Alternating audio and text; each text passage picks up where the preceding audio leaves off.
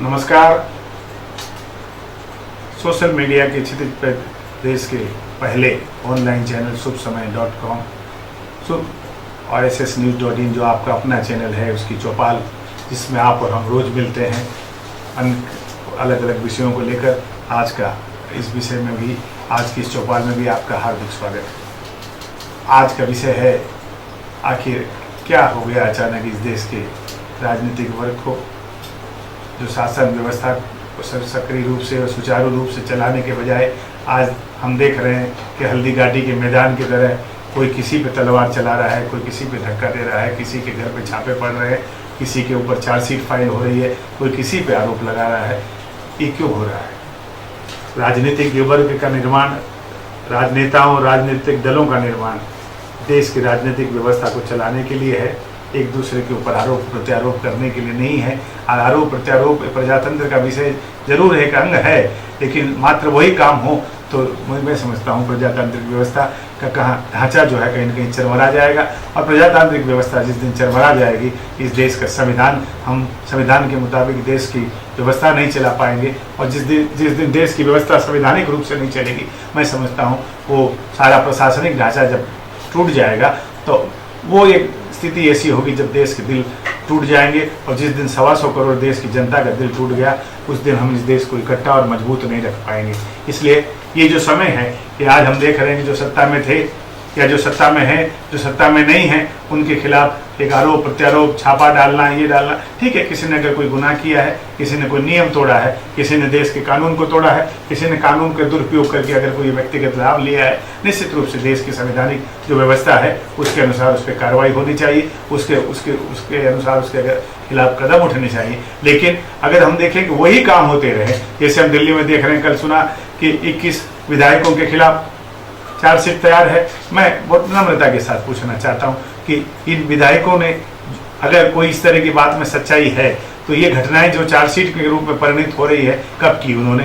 क्योंकि 4 महीने पहले जब उन्होंने विधायकी का चुनाव लड़ा, सेक्शन 8 रिप्रेजेंटेशन पीपल एक्ट के अंतर्गत उन्होंने अपना डिटेल हलफनामा, जिसे हम एफिडेविट कहते हैं, दायर किया होगा। उसमें ये भी लिखा होगा कि कौन सी कार्रवाई, कौन से केसेस किस कोर्ट में उनके खिलाफ चल रहे हैं। तो उस समय जब इस चीज़ की चर्चा नहीं हुई, अचानक ये चर्चाएं आज क्यों हो रही है कि 21 विधायकों के सामने चार्जशीट आ रही है? और हम देखें कि 10-12 साल पहले गुजरात के विपक्ष के नेता वाघेला जी ने कपड़ा मंत्री के रूप में भारत सरकार के क्या किया, उसकी परिणति आज हो रही है। छापे पड़ रहे हैं, छगन भुजबल जी पे छापे पड़ रहे हैं। हम इनका बचाव नहीं करना चाहते, लेकिन हम कहना चाहते हैं कि अगर किसी ने कोई गलत काम किया है तो उसको तुरंत ऐसा कदम उठाइए जिससे लोगों को लगे कि हाँ, ये काम कानून के अनुसार हो रहा है। लेकिन अगर आप 10 साल, 15 साल, 20 साल बाद कोई चीज उठा करके वो मात्र राजनीतिक द्वेष के चलते अगर कोई कदम उठाते हैं, तो ये लगता है कि कानून का दुरुपयोग है, पदों का दुरुपयोग है, शासन की ताकत का दुरुपयोग है।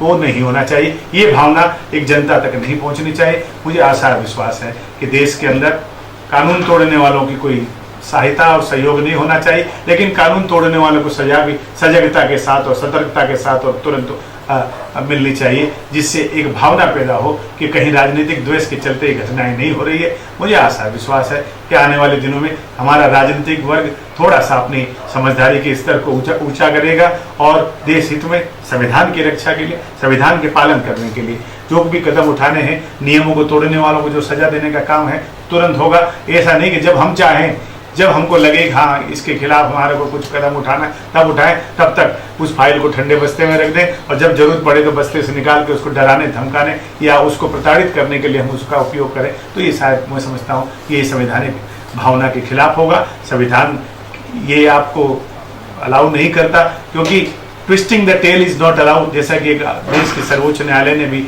एक अपने फैसले में कहा था। तो ट्विस्टिंग टेल ना होकर के न्याय की पालना हो, न्याय के अनुसार व्यवस्था हो, न्याय के अनुसार किसी ने अगर कोई गलत काम किया है तो उसको सजा मिले, कार्रवाई हो, तो मुझे लगता है देश की जनता के अंदर भी एक आत्मविश्वास आएगा कि हाँ, इस देश में प्रशासनिक और शासन व्यवस्था नियम अनुसार, संविधान के अनुसार चल रही है। अन्यथा आप देख रहे हैं कि लोगों के विश्वास धीरे धीरे ये व्यवस्था के साथ उठते जा रहे हैं। और अगर व्यवस्था इसी तरह से न्यायिक व्यवस्था का भी दुरुपयोग करे और न्यायिक व्यवस्था से अगर अपने मन चाहे चीजें वो करवाने लगे, तो मुझे बहुत सम्मान के साथ कहना है कि एक समय ऐसा आएगा जब देश की जनता का विश्वास न्यायिक व्यवस्था से भी उठ जाएगा, जो कतई इस देश में नहीं होना चाहिए। क्योंकि न्यायिक व्यवस्था और मीडिया जब तक जिंदा है, ये मैं समझता हूँ प्रजातंत्र के दो ऐसे खंभे हैं जो बाकी दो खंभों के फेल हो जाने के बावजूद देश की जनता का आत्मविश्वास और देश के अंदर एक कानून का राज कायम करने के लिए अपने समय समय पर अपनी आवाज़